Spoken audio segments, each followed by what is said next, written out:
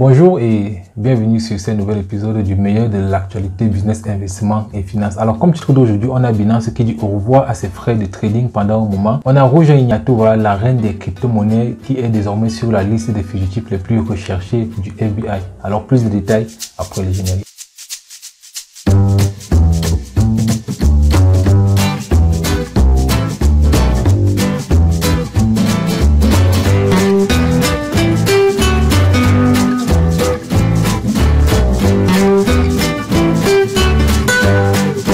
On commence par le leader des exchanges de crypto-monnaies qui, malgré le marché de plus en plus baissier, annule les frais de trading sur plusieurs paires de crypto-monnaies. Alors, la plateforme de crypto-monnaies souffle sur sa 5e bougie et offre un cadeau à tous ses clients. Alors, selon un communiqué du 6 juillet dernier, l'entreprise supprimera à date du 8 juillet les frais de négociation pour les trading comptant sur 13 paires de crypto.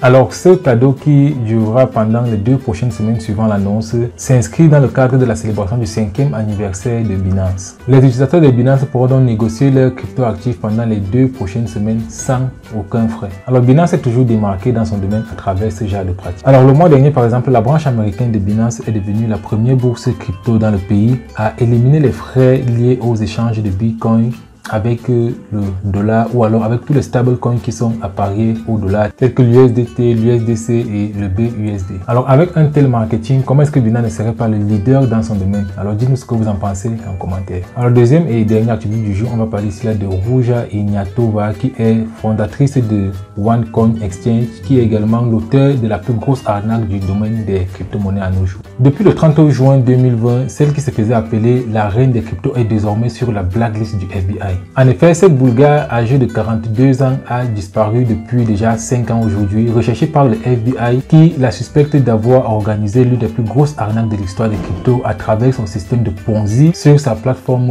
OneCoin Exchange. Alors son arnaque est également l'une des arnaques les plus coûteuses de tous les temps pour ses victimes. En tout cas, sa place est bien méritée sur le top 10 des criminels les plus recherchés du FBI. À cet effet, le FBI offre 100 000 $ à la personne qui permettra de la localiser. Europol avait également fait la même proposition en offrant 5 000 € à toute personne permettant de localiser cette femme. Alors que pensez-vous aujourd'hui donc de la crypto-monnaie avec toutes les victimes qu'elle fait de plus en plus de nos jours?